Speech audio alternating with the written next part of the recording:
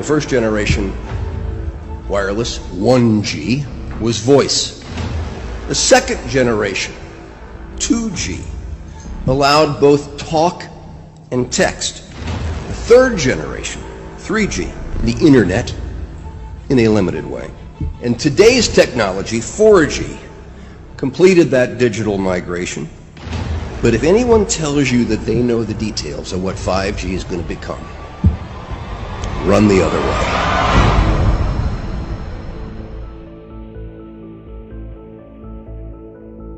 The more I know, the more I realize how little I actually know.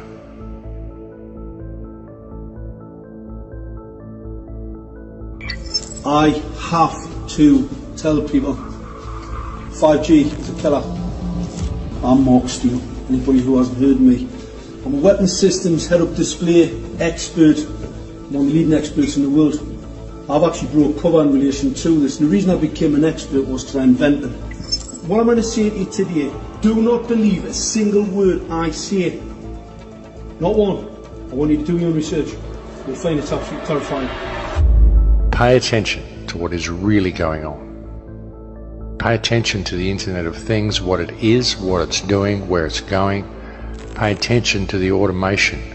Pay attention to the 5G towers that are still going up everywhere. Wireless radiation has biological effects, period. And these effects are seen in all life forms: plants, animals, insects, microbes.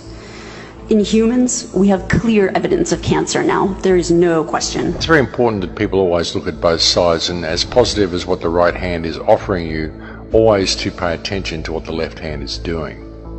Just because a lot of people think something is right doesn't make it right. Just because a lot of people think something is good doesn't mean that it's good. It will be impossible to exist in a city or to walk outside without being exposed. There's going to be a cell tower in front of every few houses, and this means that your personal choices, whether or not you personally use a cell phone or hold it 10 inches away from your head, that cannot escape you from your radiation exposure. This is not a random series of events that have brought us to this point. Even when you look at technology, civilization, industry, the rise of technology, none of this has been random. None of it has been simply a matter of course, simply men inventing things and connecting the dots and moving to the next practical thing. All of it has been done by design to lead us to a certain point.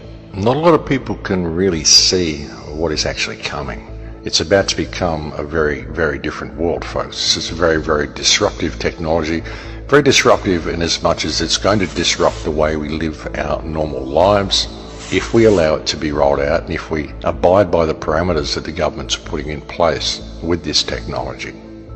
You know, and by around 2030, well, it's all going to be complete. Everyone's going to be in a complete lockdown. And the kids, as I've said so many times, the kids that are growing up through the system now will have no reference point for what the world once was. They'll have no reference point for what freedom even possibly looked like. They simply won't have the concept of it because it won't be anything they've ever experienced. And with 5G, I mean, what people need to understand with it is that it's all military-grade technology. It's not just about monitoring. It's not just about social crediting. It's not just about surveillance. It's also about crowd control. It's about mood control. It's about emotional control. There are so many patents, so many US patents, so many DARPA patents that show the incredible amount of psychological manipulation you can do through electromagnetic radio waves. And not just psychological control, but also physical control. I mean, it's control at all levels you can think of, folks. It's right across the spectrum. We've seen experiments with MIT where they've injected nanotechnology into rats and they've been able to switch the genes of the rats on and off using radio waves to operate the nanotechnology. You think about what's in the chemical spraying that goes on in the sky, the nanotech in all the foods. I mean, we're being set up in a big way, ladies and gentlemen, and the manipulation that comes through this 5G system is profound. It's absolutely off the charts. It's way beyond what many people are considering.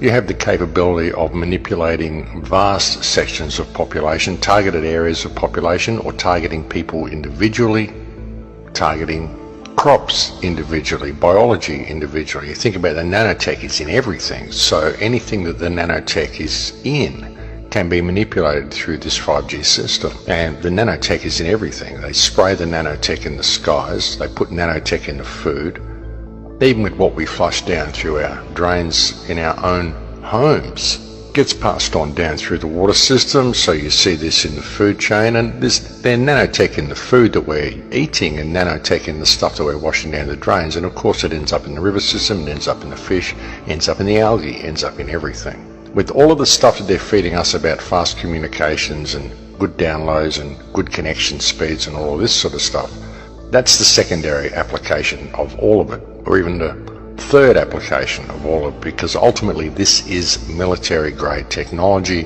and what it's about is control, and ultimately it's a weapons system. You know, it's a surveillance system and a weapons system. You can have people under surveillance and then you can weaponize it and target certain individuals for elimination or whatever, heart attack, cancers, whatever you want to do to them. You just got to look at it, folks, and think, well, how much can you trust your government? Can you really trust these people? Look what they've done to the world so far, and that's who is rolling this system out, apparently for our benefit. When you look at the internet, you look at what it's becoming something that we never wanted.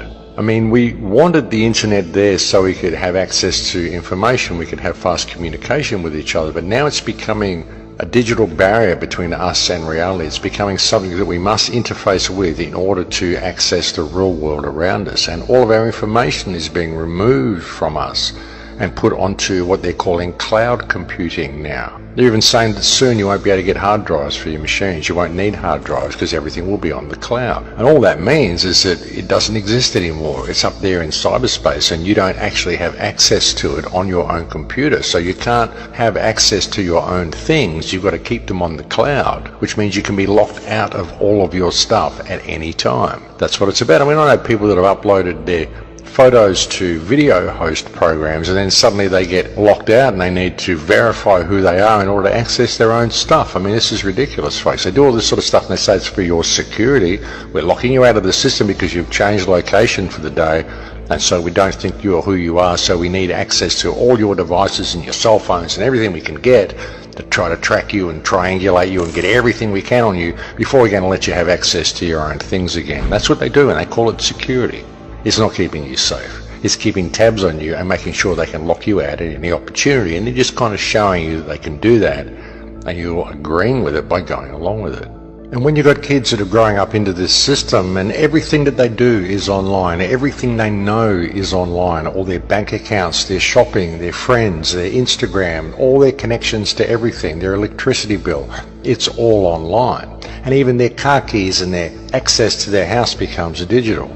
Then any threat of being locked out of that is going to stand as a major obstacle to these people ever thinking for themselves in their lives. You know, you imagine what it would be like. You start to question the government's actions. You start to speak out about vaccines. You start to speak out about anything that means something to you, and suddenly you find yourself locked out of the system. Suddenly you can't access your stuff because none of your stuff is here in the real world anymore. It's all been moved into the virtual world because that's what we're doing. We're removing our access to everything around us by creating this digital interface between us and the real world, and any threat of being locked out of that interface is going to be a totally complete system of absolute control. That's how you get people, folks. You get them addicted to the tech and you make the tech essential in their lives, and then any threat of being locked out of that tech makes these people walk between the lines very comfortably. And these people will do anything the powers that believe they be tell them to do. And that may seem like a bit of a drastic scenario to be outlining, but it's true, folks, because we won't have access to all the things that we normally do if we don't comply by the rules that the government tells us, simply because we've transferred everything we normally do over into a virtual world. And the virtual world is not the real world, and when you transfer real life items into the virtual world, you lose them. This is what we're doing with everything, and it isn't even a matter of choice. We're just being led this way, and most people don't even notice what's happening, but it is happening. The internet is becoming the most important thing in the human experience because it controls everything else in the human experience. That's where the choice is. That's where the choice lies. The choice lies with us every day by what we do with that which is available to us and how we choose to operate in the real world. And as I've often said, folks, I don't own a credit card and I don't take a smartphone with me anywhere. When I go out, I don't do any of that stuff. So you don't need to have these devices. I can post all these clips to YouTube. I can watch all the other video clips that people post. I can do all these things. I can even access social media and do all those things, all without having a smartphone. So we really need to think about the choices that we are making. The decision is with us, and it's always been with us.